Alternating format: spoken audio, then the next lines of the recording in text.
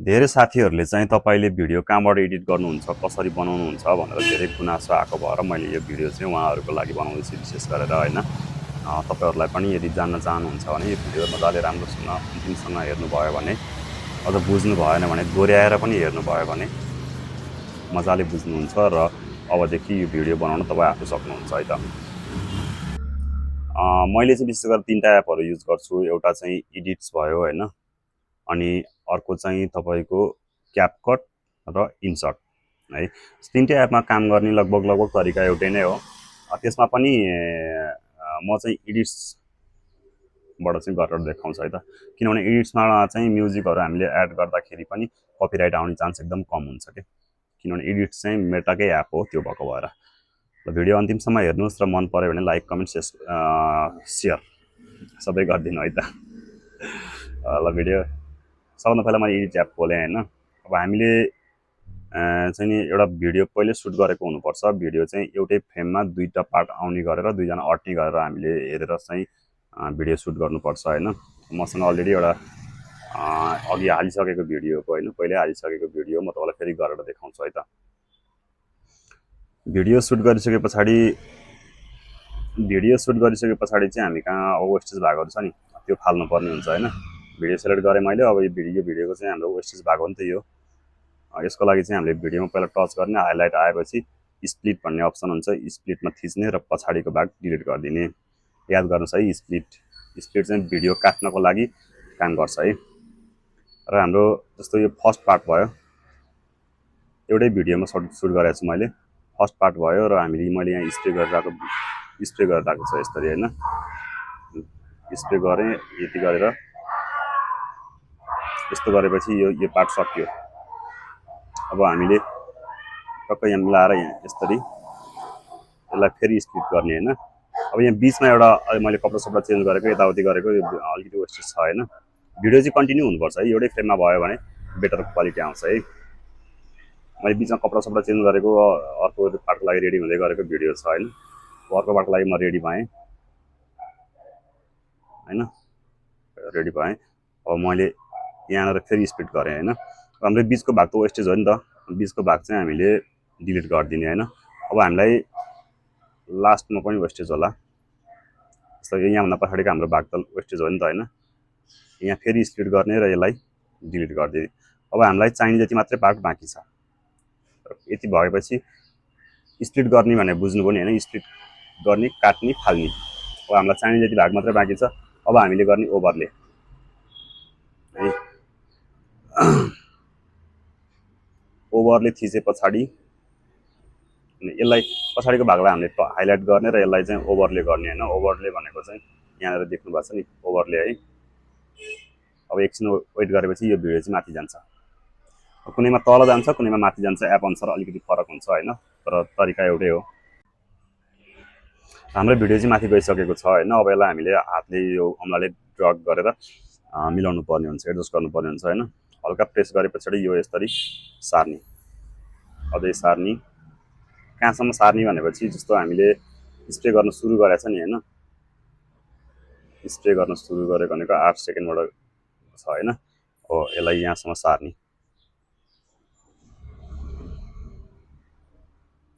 Play गराएर हेर्ने, spray सुरु गर्यो हैन।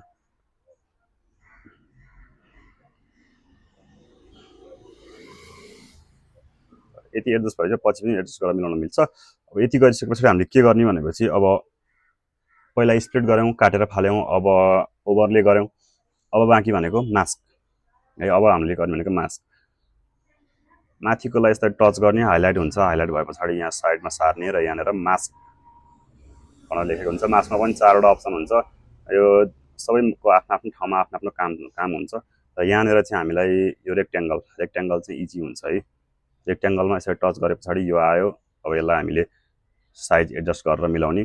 यो देख्नु भएको छ दाहिनेपट्टि र माथिपट्टि हैन, एडजस्ट गरेर मिलाउने। यसलाई पहिला यत्रो बनाउने हैन, अनि यसलाई सर्लक्क माथि लगिदिने है। त्यो हाइलाइट हट्नुहुन्न, यसलाई सर्लक्क माथि लग्यौँ। अब हाम्रो फोटो छैन हैन, एउटा मात्र पार्ट देखियो। अब यो भएपछि हामीले यसमा यहाँनिर सारेर छेउमा माथिल्लो लेयरको यस्तो गरेर यहाँ छेउमा चाहिँ अब हामीले लाउँछौँ की फ्रेम है, बुझ्नु ल। स्प्लिट, ओभरले, त्यस पछाडि मास्क, त्यस पछाडि की फ्रेम है। की फ्रेम भनेको चाहिँ यहाँनिर यो प्लस आइकन देखेर छ नि हो, यहाँनिर है त्यसरी छोएपछि अब हामी बिस्तारै भिडियोलाई सार्छौँ।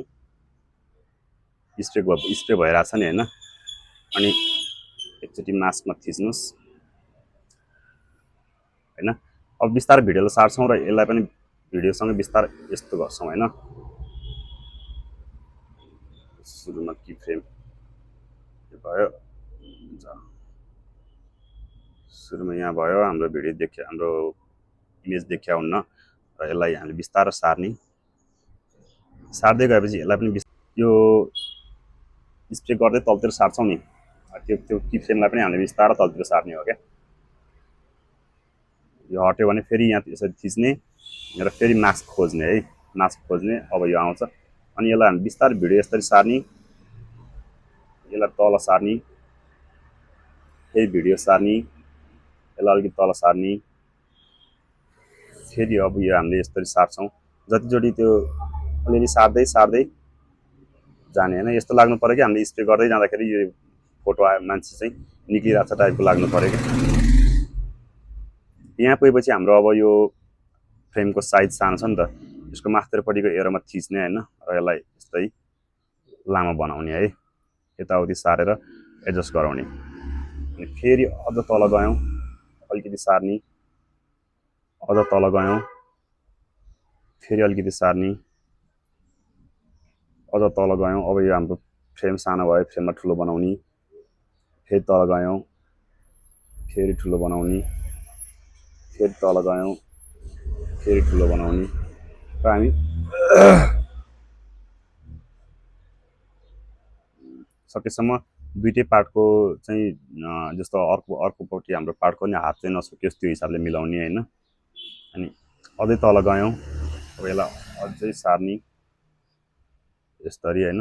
र हामी लास्टमा तल पुछारमा पुग्यौँ नि यसरी होइन, हात तल पुछारमा पुग्यो नि त हाम्रो यो स्प्रे गरेर हात पुछारमा पुग्यो नि त। यति बेला हामी सट्ट ठुलो बनाइदिने क्या है, ठुलो बनाउने र यहीँनिर यसलाई हल्का यता सारेर यस्तो गरिदिने है होइन। अब यहाँनिर अब हामीले लास्टमा गएर पुरै फ्रेमलाई चाहिँ माथि तान्दियौँ होइन। अब दुईवटा पार्ट हाम्रो पुरा देखियो। अब यस्तै सार्दै एडजस्ट गर्दै मिलाउने होइन। अब यहाँनिर पुगेपछि हामीलाई पहिलाको पार्ट हटाएको छ नि त मेरो भिडियोमा चाहिँ। तपाईँले कसरी बनाउनुहुन्छ त्यो तपाईँको कुरा हो, तर मेरो भिडियोमा चाहिँ पहिलाको पार्ट हटेको छ नि त होइन। पहिलाको यो चाहिँ हटेको क्यारेक्टर चाहिँ हटेको भएर यहाँ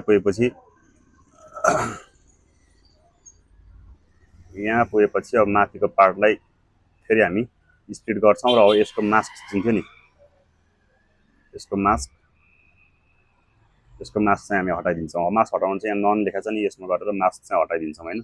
अब हाम्रो यो मात्र पार्ट बाँकी छ है त। अब भिडियो प्ले गरेर हेरौँ है त एक्चुअली कस्तो बन्यो।